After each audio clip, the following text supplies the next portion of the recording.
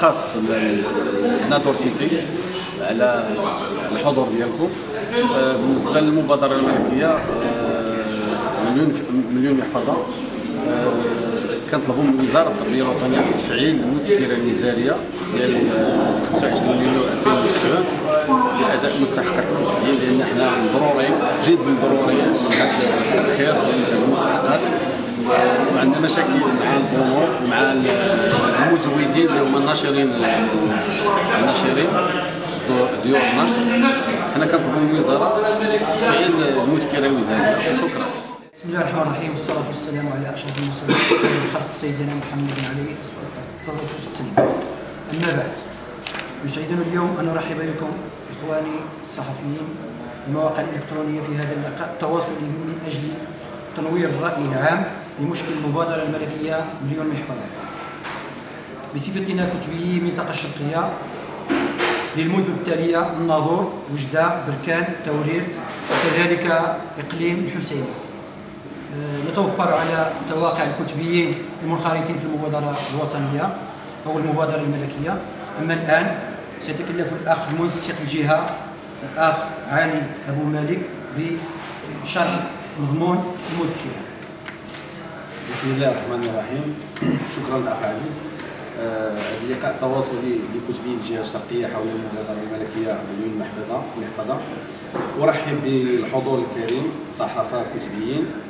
بداية أود أن أتحدث عن الأهداف السامية للمبادرة الملكية مليون محفظة، والتي تتجلى أساسا في محاربة الهدر المدرسي وإعطاء دفعة قوية لتعميم التعليم وكذا الرفع من المردودية التربوية. كما أريد أن أنوه للمجهودات التي قام بها الكتبيون المشاركون في إنجاح المبادرة الملكية مليون محفظة للجهة الشرقية، بما فيها توفير الطقوم المدرسية وتوفير الدعم اللوجستيكي للمؤسسات التعليمية التي تعاني العزلة لإيصال الطقوم في الأجل المحددة. لكن في الموسمين الأخيرين 2014-2015 و 2015-2016 تم تأخير أداء مستحقاتنا. لذلك تمت مراسلة مدير الأكاديمية الجهوية والسيد معالي وزير التربية الوطنية والتكوين المهني والسيد معالي الوزير رئيس حكومة صاحب الجلالة، ونتوفر على نسخ فيما يخص فيما يخص المراسلات ديال سواء ديال وزير التربية الوطنية أو السيد رئيس الحكومة. وشكرا. شكرا الأخ علي أبو مالك على هذا التوضيح. أما الآن مع الأخ مصطفى على التوضيح. إخواني، أريد أن أتكلم عن الخطوات التي قامت بها هذه التنسيقية أو التي قمنا بها كمكاتب الجهة. أول حاجة محليا وجهويا، فبعد الاتصال برؤساء الجمعيات الذين هم معنيين وهم المديرين لم نتلقى أي جواب منهم، ثم التجأنا إلى مدينة وجدة للاتصال مع مدير الأكاديمية السيد محمد الديب، كذلك لم نلتقي أي جواب. بعد ذلك التقينا إلى غرفة التجارة والصناعة، ثم الجهوية، دائما الجهوية، ثم الولاية الجهة الشرقية، ثم التجأنا إلى السيد رئيس مجلس الجهة السيد محمد البعيني، ولم نلتقي لحد الآن أي جواب. لهذا أترك الكلمة للأخ للكلام على ما هو وطنيا. إذن أشكر الأخ مصطفى. كما لا يخفى على الإخوان الكتبيين وطنيا، لقد قمنا باجتماع في مدينة المحمدية في يوم 28 من الشهر الماضي، وكان تمثيلية تتكون من 12 جهة في منطقة في المغرب.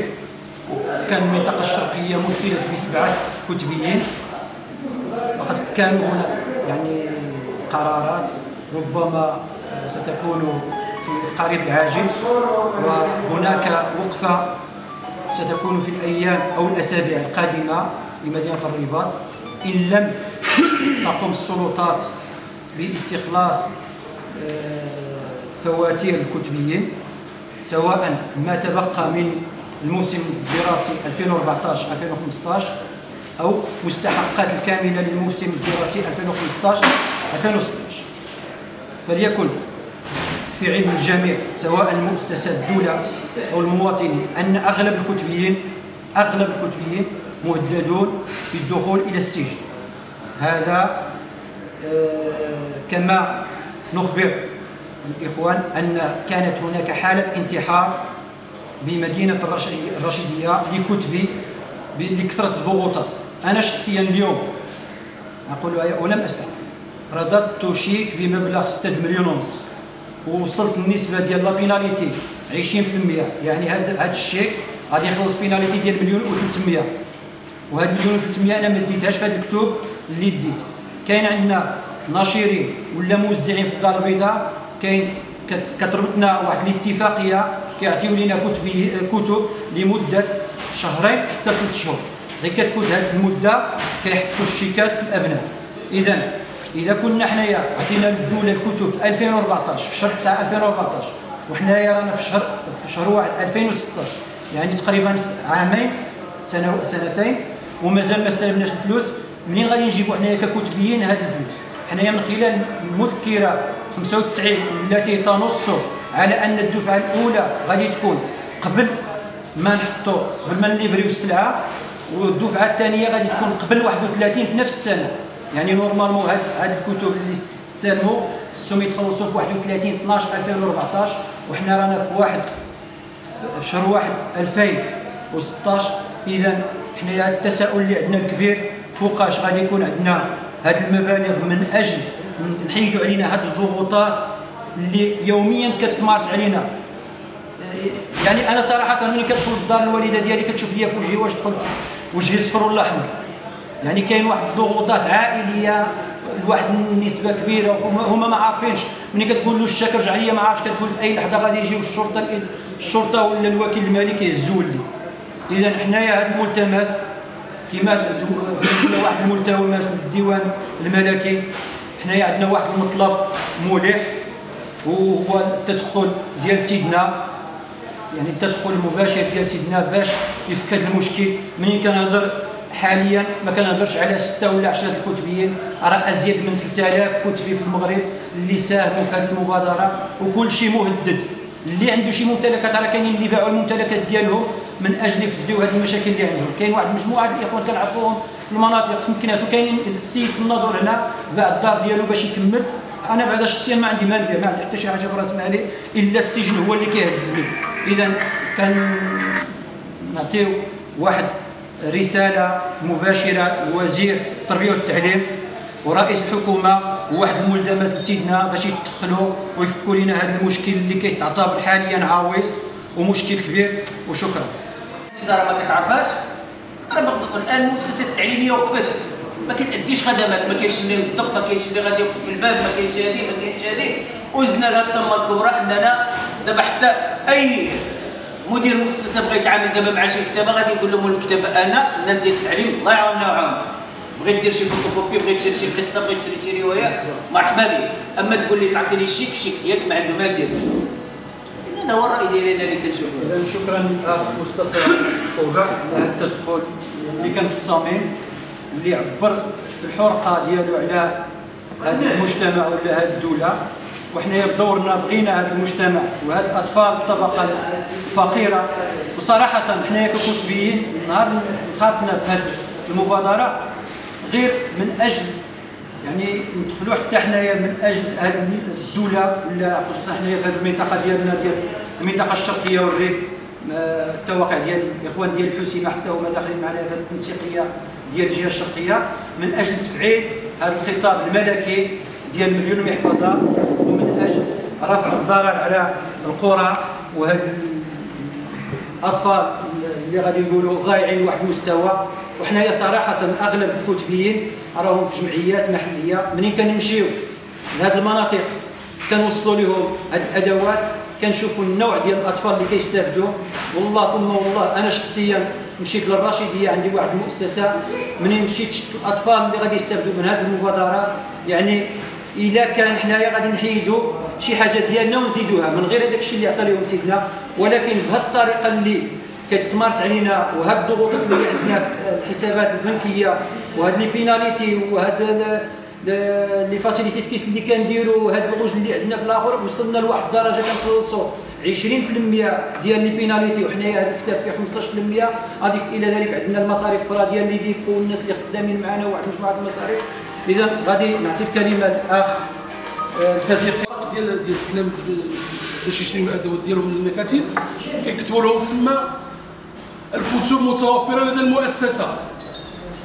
اش غادي دير هذه المكتبه الا كانت الكتب متوفره لدى المؤسسه؟ الا هذه المؤسسه تربويه خصنا نعرفوها، الا تجاريه كتبيه خصنا نعرفوها، دير الباطون ديالها ودير المسائل ديالها وتخرج تخدم حتى هي في السوق بحال الكتبي. ولهذا ندائي لكل مدراء المؤسسات التعليميه الخصوصيه باقليم الناظور يلتزموا بالقرارات الوزاريه وبالمصداقيه ديالهم، ويمتنعوا على البيع وشراء الكتب، لان هذه تجاره وهما الهدف عندهم تربوي. نتمنى ان هذا النداء يوصل لجميع المدراء المؤسسات التعليميه الخصوصيه، بالخصوص كنقول بعض وماشي الكل، لان كاين شرفاء في هذا الميدان اللي كيديروا التجاره. وعندي حالات انهم كيبيعوا حتى الدفاتر والستيلويات والاقلام والملونات في المؤسسه في الدخول المدرسي، والمكتبه عند الباب. هذا في الحقيقه راه ما خصوش يدار، وجبن وعار على بعض المؤسسات. ما كنقولش الكل، كنقول بعض المؤسسات اللي هما عارفين الرسول كيديروا هذا الفعل. ولهذا ندائي لكل مدراء المؤسسات انهم يمتنعوا على هذا السلوك ويخليوا الرسول في القيمه التربويه من اجل اللي دارت من اجل المؤسسه ديالهم. وشكرا لوسائل الاعلام اللي حاضره معنا. المذكره غادي يطرق لها الاخ علي ابو مالك. اللي بغيت نشير ليه المطلوب من وزاره التربيه الوطنيه، المطلوب منها هي دارت مذكره ديال 25 يونيو 2009. حنا المطلوب منها تفعيل المذكره الوزاريه ديال 25 يونيو 2009. هذيك المذكره هي نورمالمون اللي كتربطنا بينها وبين جمعيه دعم مدرسه النجاح، هي اللي فيها الطريقه ديال اداء المستحقات ديال الكتبيين، واللي فيها المضمون ديالها انه 70% كتعطى الكتبي قبل ما يوصل الطقوم المدرسيه للمدارس، و30% كتعطى شهرين وراء التسليم. هذه هي المذكره باش خدمنا في المواسم المقبله، يعني اللي كانت قبل. لا بغينا من الوزاره تفعل المذكره، لا اقل ولا اكثر. تفعيل المذكره هي اللي دارت المذكره تفعلها. وشكرا. اذا شكرا للاخوه. الان غادي نفتحوا باب التدخلات. اذا كان شي اسئله من الاخوان الصحفيين، شي استفسارات باش يعرفوا المشكل اكثر، مرحبا بكم.